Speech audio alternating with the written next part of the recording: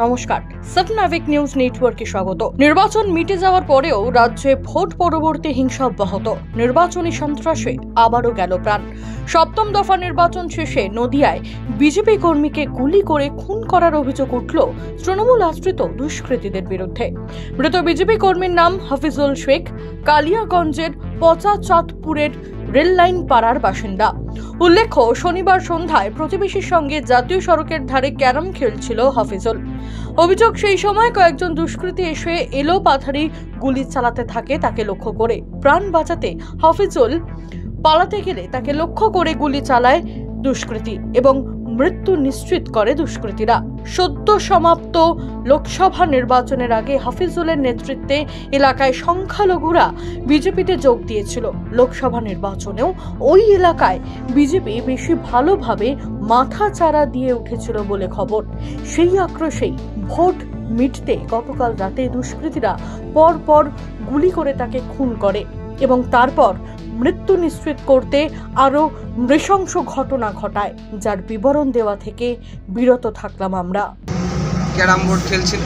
Carrom board খেলার সময় এই গ্রামেরই এক তৃণমূলের এক বড় গোষ্ঠী, মানে তারা হচ্ছে ক্রিমিনাল, তারা অ্যান্টি সোশ্যাল, তারা এসে আমার ভাইকে এখানে পরপর দুটো গুলি করে। গুলি করার পরে আমার ভাইয়ের মাথাটা একদম দিবালোকে এখানে প্রচুর মানুষের জনসম্মুখে কেটে নিয়ে চলে যায় এবং তারপরে গিয়ে আবার ফের আমাদের অন্যান্য ভাইদের বাড়িতে গিয়ে ফের বোম চার্জ করে। ফের আমার ভাইদের বাড়িতে গিয়ে এখান থেকে আমার ভাইটাকে মেরে গিয়ে আবার ফের অন্য জায়গায় বোম চার্জ করে আমার ভাইয়ের মাথা মারলো। আমরা বিজেপি করি, আমি আমার ভাইটাকে নিয়ে আমরা মানে এখানে একটা ভালো গোষ্ঠী আমাদের, মানে বিজেপিতে আমরা গিয়েছি। বিজেপির সংগঠনটা আমাদের খুব প্রখর, তাই আমার ভাইকে আজকে ফোন হতে হলো। কারা মারলো এটা মারলো এখানকারের কাসেম, সহজ, নাসিম, সবুর, আলী, বান্ডু। তারা কোন দল করে? এটা তৃণমূলের গুন্ডা বাহিনী। তৃণমূলের গুন্ডা বাহিনী হচ্ছে সিপিএম। আমরা আগে সিপিএম করতাম। যে মারা গেল সে এখন মানে বিজেপি করতাম।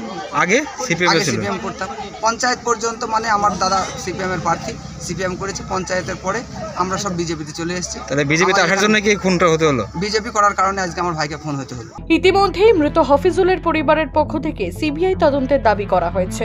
একই সাথে ঘটনায় জড়িত প্রায় 10 থেকে 12 জনের বিরুদ্ধে কঠোর শাস্তির দাবি করা হয়েছে।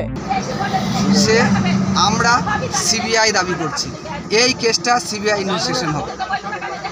এটা আমরা একদম করজোড়ে আমরা এটা দাবি করছি। কতজন এসেছিল? ওরা এসেছিল এখানটাতে মোটামুটি 11 থেকে 12 জন। বিজেপি কর্মী হাফিজুলের খুনের ঘটনায় অভিযোগের তীর শাসক দল তৃণমূল কংগ্রেসের দিকে বলেই জানিয়েছেন নদিয়া উত্তর বিজেপির জেলা সভাপতি অর্জুন বিশ্বাস।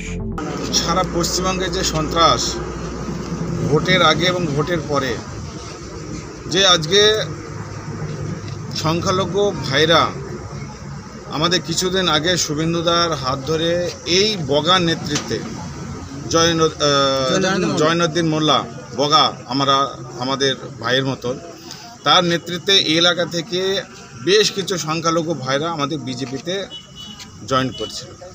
আর তার নেতৃত্বে এলাকায় এই এলাকায় আস্তে আস্তে বিজেপির সংগঠন বাড়ছে এবং এই যে লোকসভা নির্বাচনে এই এলাকায় একটা ভালো ভোট এরা করছে। যেহেতু তারা আজকে টিএমসি যে গুন্ডা বাহিনী, টিএমসির নেতৃত্ব আর টিএমসির দলদাস, আজকে পুলিশ প্রশাসন তারা বুঝে গেছে যে আজকে টিএমসি এই কৃষ্ণনগর লোকসভায় হেরে যাচ্ছে।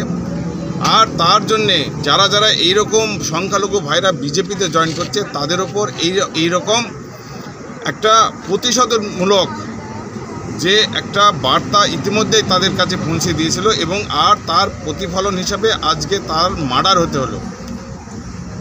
আজকে এই যে মার্ডার হতে হলো এটা একদম রাজনৈতিক চক্রান্ত বলে আমি মনে করছি। তার কারণ হচ্ছে এর আগেও তারা এই এলাকায় বসবাস করছে, কিন্তু বিজেপি করার অপরাধে তাদের আজকে খুন হতে হলো। ঘটনাকে কেন্দ্র করে আতঙ্কিত এলাকার বাসিন্দারা, উত্তেজনা ছড়িয়েছে এলাকায়। তদন্তে নেমেছে পুলিশ। 7 news Nadia bureau. সমস্ত খবরের আপডেট পেতে লাইক করে সাবস্ক্রাইব করুন সাবনাভিক নিউজ। সেই সঙ্গে বেল বাটন প্রেস করতে ভুলবেন না। আপনাদের একটা সাবস্ক্রিপশন আমাদের জন্য অত্যন্ত মূল্যবান। জয় হিন্দ।